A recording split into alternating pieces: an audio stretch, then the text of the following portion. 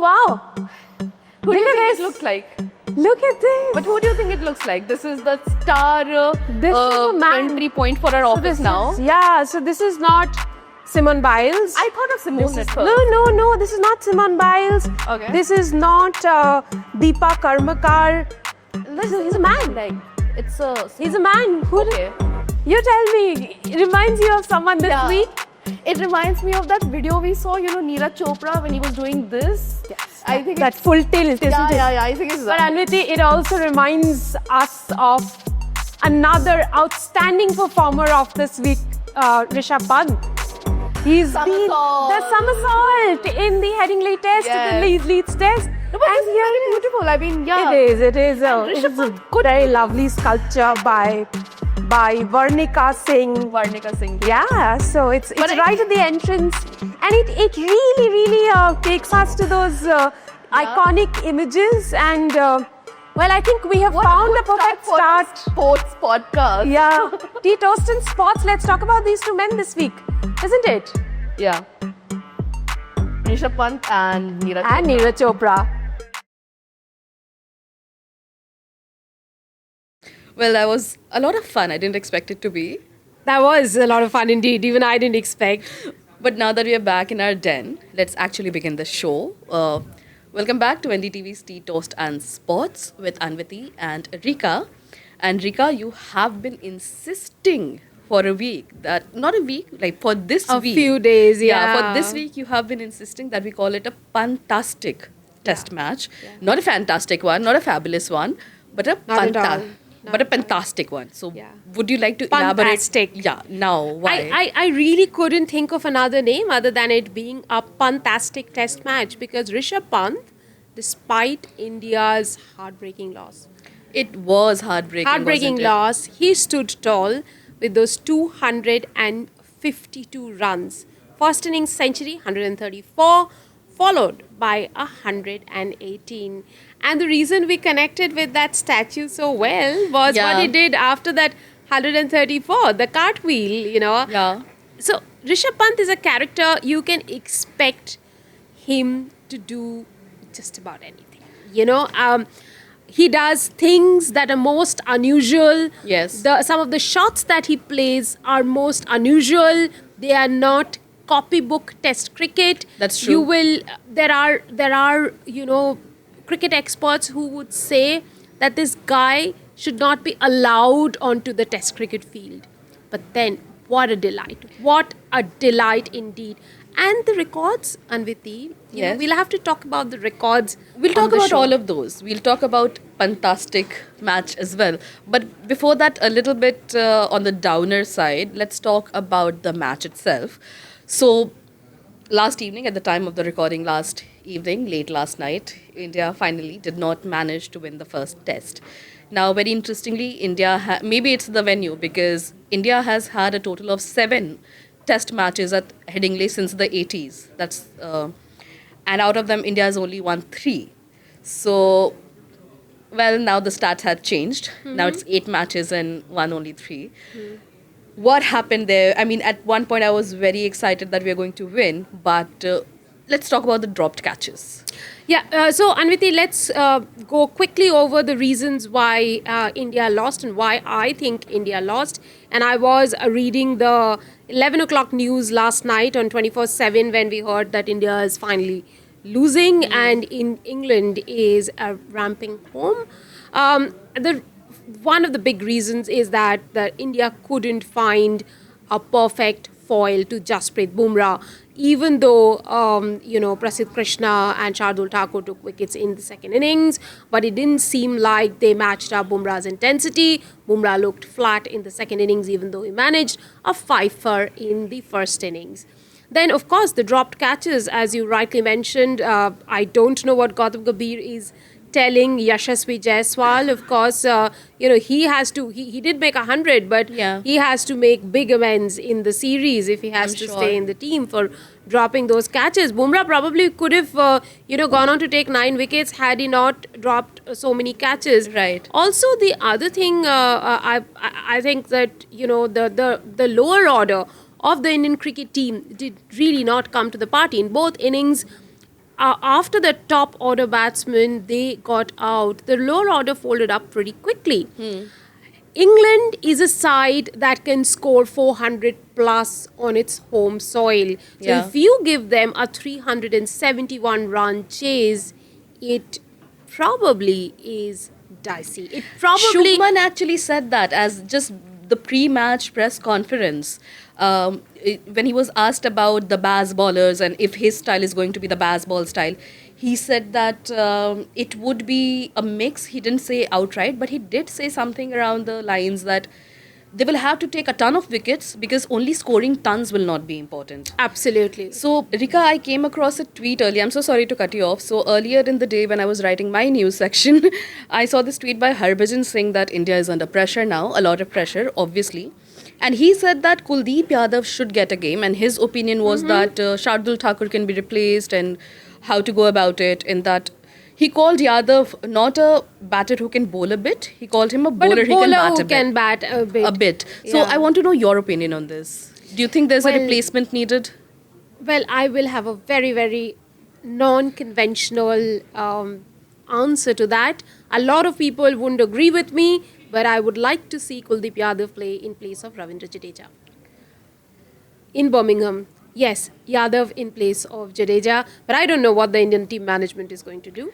Of course. Yeah. But okay, that's a very interesting answer. I wouldn't have expected that. We can talk more about that there. Right now, let's go back to the fantastic match. Yeah. So, there was a time when we all feared that Pant had the end of his career in that horrific accident in Dehradun, I think it was. Yes, while he When- was going to Dehradun. While he was going to Dehradun, and we all saw the images of that car, that smashed up BMW. It didn't look like anyone inside should have even survived. And of course, he barely survived. And we know what happened. It was 20 plus months of recovery. But now we made a joke about that statue. Now, when you see him on the field and you look at his Cartwheeling. movements, Yeah. even when he's not cartwheeling, when he's just playing, like the fluidity of his body, Exactly. man, that must have taken some discipline, Some some of those effort. shots behind the wicket. Yes. And he's bouncing on that knee which had Yeah. to be repaired, basically. You know, a few days back I was reading a very beautiful Bob Marley quote Yeah. that I have to, tell you with in response to what you asked me with reference to Rishabh Pant. It says, you never know how strong you are until being strong is the only choice. Well, I guess he never had another choice, yes? He did not have another choice. There were about roughly 450 days of recovery, after which Rishabh Pant came back to international cricket. And look how he's dominating now. Talking about domination, Anwiti, let's quickly go through some Rishabh Pant statistics and why Yeah, please. the reason I wanted to call this episode a fantastic one. That's because, against England, he has not only stood in the middle, defined the English, but stood tall.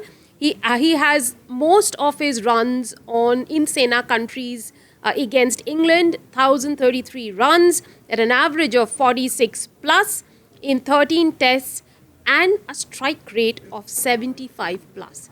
That That is itself very impressive. talks about the man. Yeah. One of the guys we discussed, I think in the last episode, Adam Gilchrist. Yes. Who to me is that wicket keeper when you talk about a yardstick. He is a My yardstick. favorite wicket keeper of all time. Yardstick for everything. So I don't know. I mean, if we can right away compare him to Adam Gilchrist, but the way he's going, the way He's approaching there. things, He's yeah. reaching there. Even if he's not there yet. He will. I mean, if he continues to play in the same way he vein is, yes. and goes on to keep his head on his shoulders, that's an important thing about Rishabh Pant to even ask for. If he continues to keep his head on his shoulders, I see that he go the Gilchrist way. Also, the other one is that, talking about records, I'll also have to tell you that there was a moment in the match when he tied with Donald Bradman. Okay, I missed this. Please tell me. For 550 plus scores in England, he tied with Bradman. The Sir Don Sangakkara- Bradman. The Sir Don Bradman, Kumar Sangakkara, Shivnaren Chanderpaul and the great Hansi Cronje. So it That's was amazing. a great achievement. He's the first Indian wicketkeeper to have back-to-back centuries in Yeah. a test match and only the seventh Indian. And in terms of the aggregate, we spoke about the run aggregate. It's the highest match aggregate, 252 for any wicketkeeper in test in England, beating Alex Stewart. And it was quite a while ago again in Old Trafford. So there are a lot of statistics that happened along the way in the Headingley Test. Rishabh Pant really set it up for India with those twin tons. It is, I would say, another thing that India didn't go on to win. India was luckless, but we cannot ignore the performances that were delivered by the young Indians in the middle. Yes, you're absolutely right there. And well, next up is Birmingham, and we don't know what's going to happen there. But of course, we all have our hopes up now, even though India lost the first one. But the tons definitely have excited us. We hope that there are tons of runs. Yeah. But I also want to bring up the other person who we thought the statue was. Exactly. Let's talk about him. The man who put javelin on the map, sort of, for the younger generation, of course. Yeah. Neeraj Chopra. And man, what a run he's been having. He won the Golden Spike on Tuesday night. And ever since that 2020-21 gold at the Olympics, I don't think he has ever placed anything other than first or second. Yes, he's always been on the first or on the second position ever since he has won that gold in Tokyo. Right. And this year alone, he has played 5 competitions and he has won 2 top positions. One he was in the during the Paris Diamond League, one was in the Doha Diamond League, and yesterday, of course, he also was in the top position. So 3 of them, And this season, he also breached that 90 meters Yes, 90 record of his. 90.23. Beg your pardon. He did not win in Doha. Doha Diamond League. He got a silver medal. Silver. But he breached the 90 meter mark. there. He got 90.23. In fact, that's the question that has been plaguing Neeraj Chopra for a very long time. Yeah. Ever since he hit that, Tokyo gold. When are you going to be breaching 90 That 90 meter? meter. In Paris, when he got the silver medal, having been beaten by his good friend Pakistani Arshad Nadeem. Once again, we all were there and we questioned him, Neeraj, when is the 90 meter coming? He said it's coming soon. Yes. And I still remember at 3 a.m. on a chilly Paris morning, we were doing Neeraj Chopra's interview after he won his medal. Why did he have to wait for so long? We waited outside the gates of the stadium, outside the gates of the athletic stadium in the outskirts of Paris, because Neeraj Chopra took a very, very long time for doping. And we could only interview him once he got out of the perimeter of the We stadium. should actually talk about doping in maybe the next week or so. But Yeah. let's go back to Neeraj Chopra. Yeah, coming back to Neeraj. But, yeah, sorry, actually, I'll interrupt you there. Yeah. You counted all these merits that Neeraj has now, from the Olympics to all the first and second positions and everything. I want to know what is powering him, because the man seems to just be on the Dal top of bati his game. churma. What? He loves. Let me have a little bit of my coffee while Sure. we talk about dal bati churma. Of course. So Neeraj loves dal bati churma, but other than He that, loves. He loves gulab jamun, huh? and he loves all kind of sweets that we like. And can But I that tell can't you? be the thing powering Can him. I tell you? I have seen Neeraj Chopra about 13, 14 years ago. Huh? He used to look a roly-poly kid like us. Oh, like me.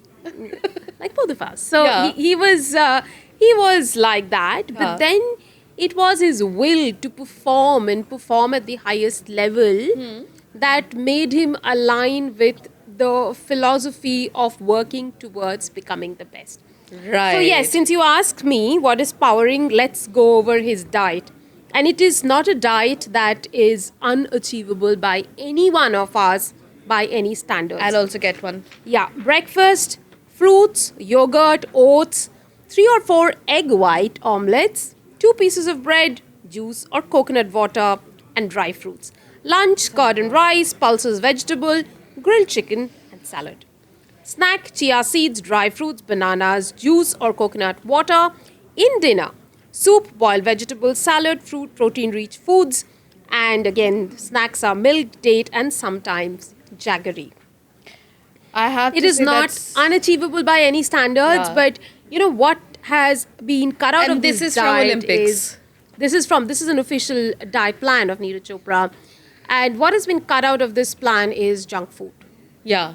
He has been true to his traditional food, Yeah. and he has just worked around it. Of course, you cannot be eating certain kind of food if you are competing at the highest level.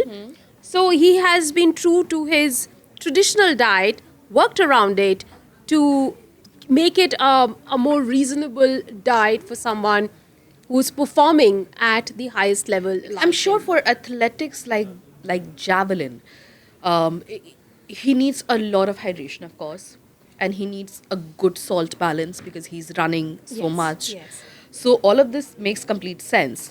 But I have to imagine it can also be really, really challenging to stick to something so disciplined and so set in stone, sort of. But is it something that he has to follow all the time? So Or is yes, it just playing season? that's a good question. No, so he's in the training and competition mode for most part of the year. And right now, what's happening is the Diamond Leagues are happening, the other competitions are happening. He's looking ahead to the World Championships. So when you are looking ahead to the World Championships, there is a certain kind of training, and so everything that leads towards a performance is training. And it's the training of your body, it's the training of your gut, it's the training of your mind. So all three have to be in sync to be able to perform at your best when the competition comes. So when in the competition mode, Neeraj Chopra doesn't take a break from this diet. Of course. Okay. That makes sense. So he is looking ahead to the World Championships in September. So if he has to play the World Championship, then he has to stick to this diet. But what happened after the Olympic Games? Yes. He took a very big break, almost a year's break before he went back to the competition mode because he was busy with all the wedding invitations and the dinner invitations and the Wedding invitations. lunches and the birthdays and the ribbon cutting. He did all of that. Yeah. He did not deny any one of us of the time You that met we him asked. as well. Yeah, of course. Yeah. Of the time that he asked for. Yeah. But once he's in the competition mode, there's no looking back. He's like a blinkered horse. Yeah. He is blinkered I now. mean, that's He's how you not get the looking. Olympics medal, I'm sure. So yeah, of course, you need to be in a zone to be able to get that medal. And all of these things that we are talking about leads to the person being in the zone. yeah. Any deviation from this will probably not react well with his body, not allow him to be in the zone. All of that, is very important. The preparation is as important as performance. Actually, there's a very important event actually coming up. Yeah, we should tell all our viewers, isn't Yeah. it? That if they want to watch, and it's a rare occasion. Yes. If they want to watch Neeraj Chopra in India, in action in India, they should straight head to Bangalore on the 5th of July for the Neeraj Chopra Classic event, and it got delayed by Operation Sindoor. Yes. But now it's happening 5th of July. Please head to Bangalore if you want to watch Once in a lifetime, maybe. Neeraj Chopra in action. Yes. Yes. Because generally all the events are outside Are of in India. Europe So and in Europe and around. Yes. Yes, so this is a very rare moment to enjoy, and of course, the next match is also a few days. There's a few days left for the next match in Birmingham, so we'll also be keeping our eyes out for that, both for Neeraj for the match. So And yes, we will come back with the top performances and a lot more talk in the world of sports next week. And you've already teased the next episode. Well, our viewers have to, and listeners have to listen to the podcast for Yes. that plug. yes, thank you for joining us. Thank you very much.